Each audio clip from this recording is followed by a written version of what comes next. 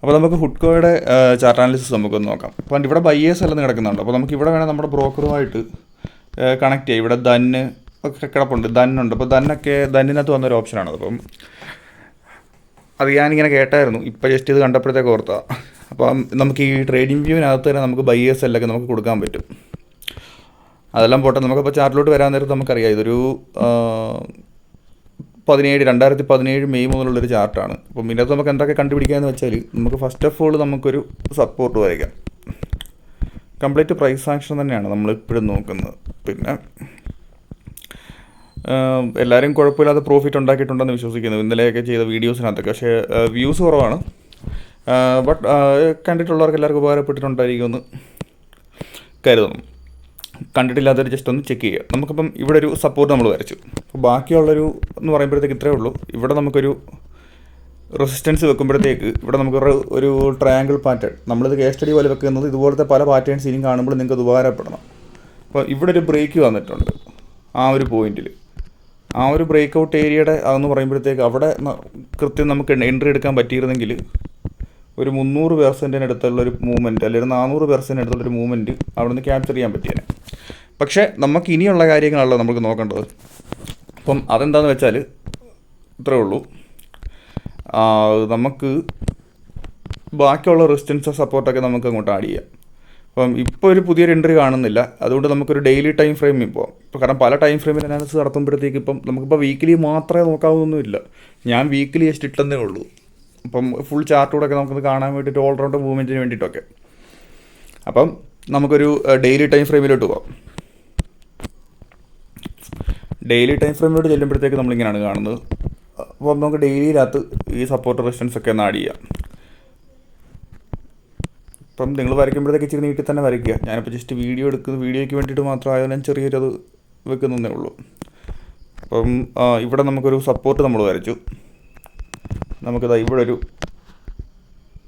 Resistance വെക്കാം.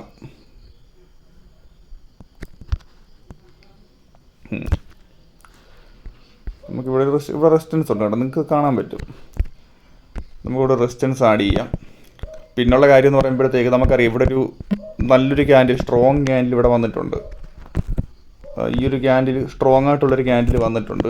പിന്നെ ഈ ചെറിയ ഇതിനെ ഈ ക്യാൻഡിൽസിനെ അത് കവർ ചെയ്യുന്ന രീതിയിലത്തെ ഒരു ക്യാൻഡിലാണ് വന്നിരിക്കുന്നത്. അപ്പോൾ അത് അത്രയും ദിവസത്തെ ഒരു മൂവ്മെൻറ്റിനെക്കാട്ടി കൂടുതൽ നല്ലൊരു മൂവ് അവിടെ വന്നിട്ടുണ്ട്. അവിടെ ഇതുപോലെ തന്നെ സപ്പോർട്ട് ഏരിയ ആയതുകൊണ്ട് ബയേഴ്സ് അവിടെ നന്നായിട്ട് എൻട്രി എടുത്തിട്ടുണ്ടെന്ന് നമുക്ക് വിശ്വസിക്കാം. വോളിയം ഓൾമോസ്റ്റ് കുഴപ്പമില്ല. അപ്പം ഇവിടുത്തെ ഒരു നല്ലൊരു എൻട്രി സ്റ്റാർട്ട് ചെയ്ത് നമ്മൾ നോക്കണമെന്നുണ്ടെങ്കിൽ തന്നെ നമുക്ക് വേണ്ടി ഇവിടെ ഈ ഒരു ഭാഗം ബ്രേക്ക് ആയാൽ നമുക്ക് നോക്കാം. ബ്രേക്ക് ആയിട്ടില്ല, അവിടെ ബ്രേക്ക് ആകാനുള്ള ചാൻസ് ഉണ്ട്, നല്ല പൊട്ടൻഷ്യലുണ്ട്. പക്ഷേ ബ്രേക്ക് ആയാൽ മാത്രം ഒരു എൻട്രിയെ പറ്റി ആലോചിക്കും. പിന്നെ മറ്റൊരു പോയിൻ്റ് കൂടെ നമുക്ക് മാർക്ക് ചെയ്യാൻ പറ്റും. ഇവിടെ അതൊരു ഇമ്പോർട്ടൻ്റ് ആയിട്ടുള്ളൊരു പോയിൻ്റാണ്. അതായത് ഇവിടെ നിന്ന് ഇങ്ങനെ അതായത് കണ്ടോ, ഇവിടെ ഒരു റെസിസ്റ്റൻസ് നമുക്കിങ്ങനെ മാർക്ക് ചെയ്യാൻ പറ്റും. അപ്പം ഈ ഒരു റെസിസ്റ്റൻസ് ഇവിടുന്ന് ബ്രേക്ക് ചെയ്താൽ ഇത് മുകളിലോട്ട് പോകാനുള്ള ചാൻസ് ഒക്കെ തന്നെയുണ്ട്. ഓൾമോസ്റ്റ് ഒരു അപ് ട്രെൻഡ് തന്നെയാണ്, ഓൾറൗണ്ട് ഒരു അപ് ട്രെൻഡ് തന്നെയാണ് നിൽക്കുന്നത്. അപ്പം ഈ ഒരു ഭാഗം ബ്രേക്ക് ആയാൽ ഈ 326 റേഞ്ച്, ആ ഒരു റേഞ്ചൊക്കെ ഒന്ന് ബ്രേക്ക് ആയി കഴിഞ്ഞാൽ മുകളിലോട്ട് ഒരു 500 വരെയൊക്കെ നല്ലൊരു പോക്ക് പുറത്ത്, അത് അറ്റ്ലീസ്റ്റ് ഒരു 450 റേഞ്ച് വരെയൊക്കെ പോകാനുള്ള നല്ല പൊട്ടൻഷ്യൽ കാണുന്നുണ്ട്.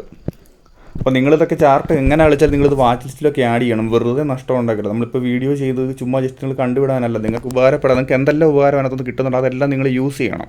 നിങ്ങൾക്ക് വേണ്ടി തന്നെ ചെയ്യുന്ന വീഡിയോ ഇത്, മനസ്സിലായി? അപ്പോൾ നിങ്ങളത് എത്രത്തോളം യൂസ് ചെയ്യാൻ പറ്റുമോ അത്രത്തോളം യൂസ് ചെയ്യണം. കാരണം അതാ പറയുന്നത്, ഞാൻ വരച്ചെന്ന് പറഞ്ഞിട്ട് ചാടിക്കയറല്ലേ. നിങ്ങളുടെ വ്യൂ ആയിട്ട് ഒത്തു പോകുകയാണെന്നുണ്ടെങ്കിൽ മാത്രം കയറിപ്പോൾ. ഞാനിപ്പോൾ പല ചാർട്ടുകൾ ഇങ്ങനെ കയറി പോകുമ്പോഴത്തേക്ക് എല്ലാം നിങ്ങളോട് സജസ്റ്റ് ചെയ്യും. അപ്പം മുമ്പ് ചെയ്ത വീഡിയോസ് ആണെങ്കിൽ നിങ്ങളത് ഒരുപാട് വ്യൂസ് ഒന്നുമില്ല, അത് വ്യൂസ് ഇല്ലാത്തതിൻ്റെ കാര്യമല്ല പറയുന്നത്, അത് നല്ല രീതിയിൽ മുകളിലോട്ട് പോയിട്ടുണ്ട്.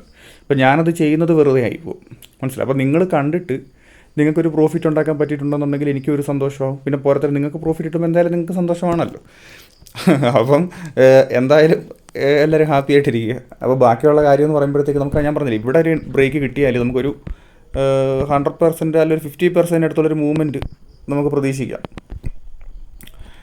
മനസ്സിലായി? എങ്ങനെ കളിച്ചാലും അത്രയും നമുക്ക് പ്രതീക്ഷിക്കാം. ഇതൊരു ഒരുപാട് ലോങ് ടൈം ചാർട്ടല്ല, ഒരു വീക്ക്ലി അല്ല, ഒരു ഡെയിലി ടൈം ഫ്രെയിം ആയതുകൊണ്ട് നമുക്കൊരു കുറച്ച് നാൾക്കുള്ളിൽ തന്നെ നല്ലൊരു മൂവ്മെൻറ്റ് നമുക്ക് പ്രതീക്ഷിക്കാം. അപ്പോൾ നിങ്ങളുടെ റിസ്ക് സെറ്റപ്പിന് കിട്ടുകയാണെന്നുണ്ടെങ്കിൽ മാത്രം വാങ്ങിക്കുക. പിന്നെ ഒരു മൂവ്മെൻറ്റ് എന്ന് പറയുമ്പോഴത്തേക്ക് ഇങ്ങനെ ആയിരിക്കും, മണ്ടക്കോട്ട് ബ്രേക്ക് ആയില്ലെങ്കിൽ ഇങ്ങനെ ഈ ചാനലിനകത്ത് തന്നെ പോകാനുള്ളൊരു പ്രവണതയായിരിക്കും വരാൻ പോകുന്നത്. പിന്നെ ബാക്കിയുള്ള കാര്യങ്ങളോട് നമ്മൾ നോക്കാൻ നേരത്ത് ഈ താഴേന്ന് വാങ്ങിച്ചിട്ടുള്ളവർ ഇവിടുന്ന് വാങ്ങിച്ചിട്ടുള്ളവർ വിൽക്കേണ്ട യാതൊരു വിധത്തിലുള്ള ആവശ്യമില്ല. കാര്യം ഇവിടുന്ന് മുകളിലോട്ട് തന്നെ പോകാനുള്ള ചാൻസ് ഉണ്ട്. പക്ഷേ വെയിറ്റ് ചെയ്യണം. നല്ലൊരു ബ്രേക്ക് ഔട്ട് റീടെസ്റ്റ് ഇതൊക്കെ വന്നു കഴിഞ്ഞാൽ മാത്രം ബൈ ചെയ്യുക. നല്ലൊരു ബ്രേക്ക് ഔട്ട് വോളിയത്തോടുകൂടിയൊക്കെ വരണം, നല്ലൊരു ക്യാൻഡിൽ വരണം. പിന്നെ ഒരു വൃത്തികെട്ട കണ്ടീഷൻ എന്ന് പറയുമ്പോഴത്തേക്ക് ഇതാണല്ലോ താഴോട്ട് പോകുന്നത്. അപ്പം അതിന് വേണ്ടിയിട്ട് എപ്പോഴും നിങ്ങൾ ഒരു സ്റ്റോപ്പ് ലോസ്, ചെറിയൊരു സ്റ്റോപ്പ് ലോസ് നിങ്ങളെപ്പോഴും അത് കീപ്പ് ചെയ്യണം. അത് പിന്നെ അത് അടിച്ച് താഴെ പോയി കഴിഞ്ഞിട്ട് പിന്നെ മുകളിലോട്ട് കയറി നിങ്ങൾ മൈൻഡ് ചെയ്യേണ്ട. കാരണം നിങ്ങളുടെ ഒരു വ്യൂവിന് ഓപ്പോസിറ്റായിട്ട് വന്നു, അത് പോയി, ആ ഒരു എൻട്രിയുടെ ആ ഒരു സമയം പോയി. പിന്നെ നിങ്ങൾക്കൊരു അവസരമല്ലത്, മനസ്സിലായോ?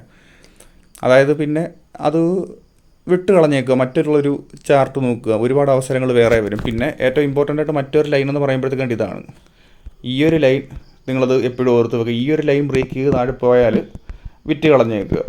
കാരണം അല്ലെങ്കിൽ ഒരു സ്റ്റോപ്പ് ലോസ് ഈ ഒരു ലൈന് പിന്നെ നിങ്ങൾക്ക് ട്രയൽ ചെയ്ത് പോകുന്നുണ്ടെങ്കിൽ ഈ ഒരു ലൈന് നിങ്ങൾക്ക് ഇമ്പോർട്ടൻ്റ് ആയിട്ട് നിങ്ങൾക്ക് വെക്കാം.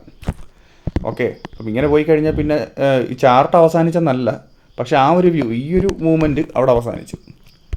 അപ്പം ബാക്കി നമുക്ക് വരുന്നിടത്ത് വെച്ച് കാണാം എന്താകും എന്നൊക്കെ നമുക്ക് കണ്ടറിയാം. അപ്പോൾ എല്ലാവരും വാച്ച് ലിസ്റ്റിൽ ആഡ് ചെയ്യുക, അലേർട്ടുകൾ ഇടുക, ഇടയ്ക്കിടയ്ക്ക് ഒന്ന് കയറി നോക്കുക. ഞാനിത് ചെറുതാക്കി ഇങ്ങനെ വെക്കാം, അപ്പോൾ നിങ്ങൾക്ക് കാണാൻ പറ്റും, നന്നായിട്ട് നിങ്ങൾക്കും വരയ്ക്കാൻ പറ്റും. വലിയ ചാർട്ടോ അങ്ങനത്തെ ഒരു സംഭവം ഇതിനകത്തില്ല. നമുക്കത് സിമ്പിളായിട്ട് വെച്ചേക്കുന്നൊരു സിമ്പിൾ ചാർട്ട് അനാലിസിസ് തന്നെയാണ് നമ്മൾ വെച്ചേക്കുന്നത്. അപ്പോൾ നിങ്ങൾക്ക് ഒന്ന് വരച്ച് നോക്കുക, ഇതാണല്ലോ നമുക്ക് വേണ്ടത്. അപ്പോൾ നമുക്കിത് ഇങ്ങനെ ഒന്ന് വെക്കാം. അപ്പോൾ നിങ്ങളൊന്ന് വാച്ച് ലിസ്റ്റിലൊക്കെ ഒന്ന് ആഡ് ചെയ്ത് വെക്കുക. അപ്പോൾ മറ്റൊരു വീഡിയോയിൽ നമുക്ക് കാണാം. എല്ലാവർക്കും നല്ല പ്രോഫിറ്റ് ഉണ്ടാക്കാൻ പറ്റട്ടെ എന്ന് ആശംസിക്കുന്നു.